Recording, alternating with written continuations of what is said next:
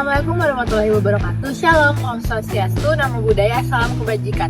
Halo semuanya, perkenalkan nama saya Misa Angelika Sepdulicias Kumeang dengan NPM 2551060.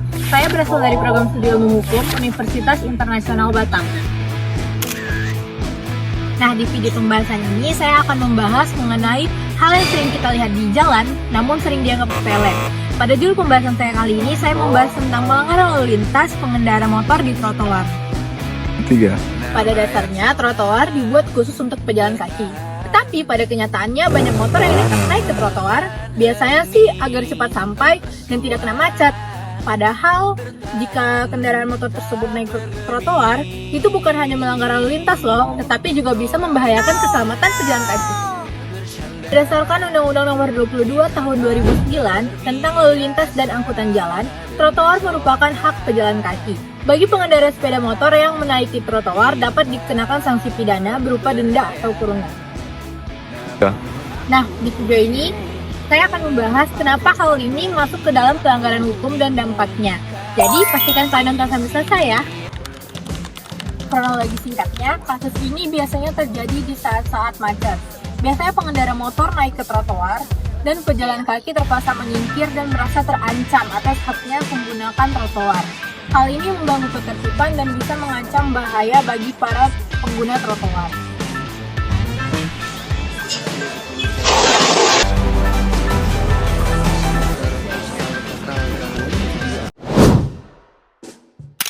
Oke, di sini saya akan mengenai pelanggaran lalu lintas pengendara motor di trotoar. Menurut kakak, fenomena pengendara motor di trotoar itu gimana sih? Menurut saya itu sangat mengganggu ya, apalagi pengendara kaki kan sangat dulu di trotoar. Menurut saya sih sangat mengganggu. Biasanya alasan mereka sampai naik ke trotoar itu apa sih? Biasanya ya, mereka itu untuk menghindari macet tuh, jadi sangat mengganggu sih. Menurut kakak sebenarnya trotoar itu dibuat untuk apa sih? Yang jelas ya pasti untuk pengendara kaki dong. Menurut kakak, kalau motor naik ke trotoar, itu dampaknya ke pengguna jalan kaki apa sih, Kak? Sangat mengancam. Apalagi pengguna trotoar pasti jadi takut di jalan kaki itu. Menurut kakak, tindakan ini termasuk ke pelanggaran hukum atau tidak? Itu jelas ya, karena itu masuk ke undang-undang perhubungan lalu lintas. Baiklah, terima kasih Kak Roy sudah bersedia menjadi narasumber saya pada video kali ini.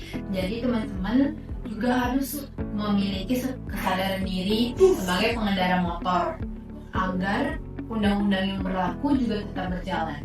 Terima kasih.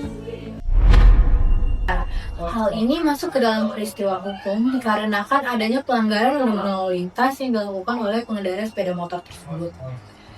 Hal ini juga ada munculnya pelanggaran norma hukum yang menyebabkan akibat hukum. Akibat hukum yang ada, yang pertama adanya tindakan tegas dari aparat kepolisian, adanya sanksi ringan yaitu denda atau kurungan.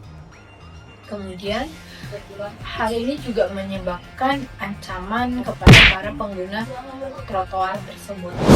Dalam kasus ini ada 3 subjek hukum. Yang pertama, pengendara motor. Pengendara motor di sini sebagai pihak yang merugikan pengguna jalan kaki, pihak yang melanggar aturan-aturan yang telah tertera dalam undang-undang. Kemudian yang kedua ada pejalan kaki atau pengguna trotoar. Ini adalah pihak yang paling dirugikan karena mereka merasa terancam dalam menggunakan trotoar. Pihak ketiga ada pihak kepolisian atau pihak aparat penegak hukum.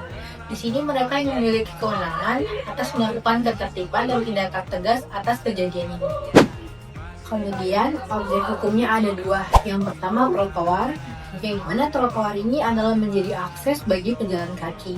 Yang kedua keselamatan dan ketertiban lalu lintas, yang dimana kita sebagai orang yang harus patuh dalam undang-undang agar keselamatan kita semua tetap terjaga. Kita lanjut ke hak dan kewajiban. Yang pertama, hak pejalan kaki. Pejalan kaki berhak mendapatkan fasilitas trotoar yang mereka merasakan aman tanpa ancaman. Mereka juga yang berhak mendapatkan perlindungan hukum jika adanya pelanggaran dari pengendara sepeda motor.